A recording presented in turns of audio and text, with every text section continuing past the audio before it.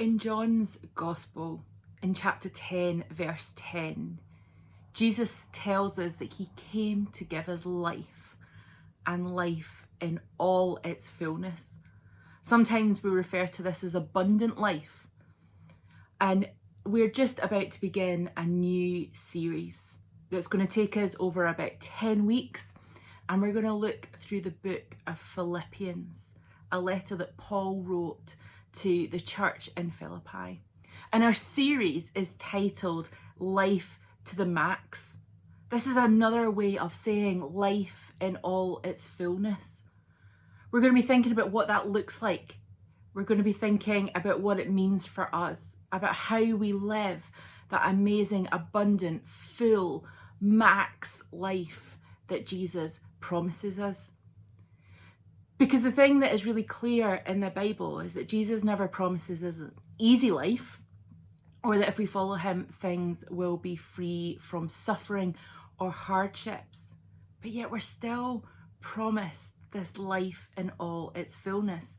And I don't know if you've ever really thought about what that means, but we're going to have 10 weeks of exploring together just exactly what that means. Today we're beginning with the very start of the book of Philippians. As I say, it's a letter. And so when we come to read it, we need to remember that. We need to remember that Paul, this guy who had been planting churches, traveling around, was trying to help people understand who Jesus was and what he had for them, is writing this letter to a bunch of people who are meeting together as a church. And he's trying to help them live out this life in all its fullness. And I love how Paul begins this letter. After he gives the usual greetings that you would find in a letter at this time, he says to the people, I am praying for you. I'm praying for you. I'm giving thanks for you in my prayers, but I'm also praying for even more for you at this time. Paul says he gives thanks for this group of people because they're partners with him in the gospel. Now, Paul was a really well-known leader in the church. Before he had become a Christian, he was a Pharisee. That meant he knew the law inside out, the Jewish law inside out. And he did everything he could to make sure people were living up to the law. He was famous in this area. And then he has this amazing conversion experience. He encounters Jesus on a road one night. And then he starts to teach people about Jesus.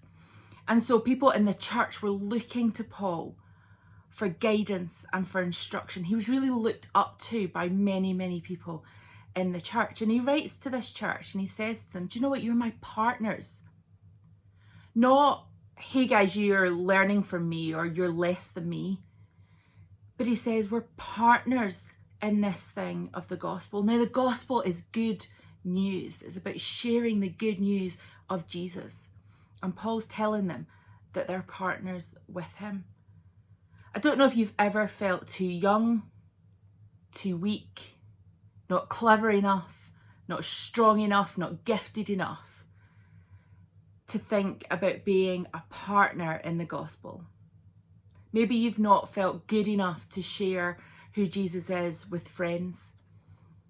Maybe you've felt less than others around you when you've looked at those you know in church.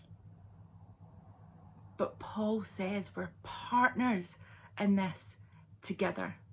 And he's giving thanks for the church in Philippi, that they are his partners in this. And so my encouragement to you today is that I'm praying for you. The rest of our team are praying for you.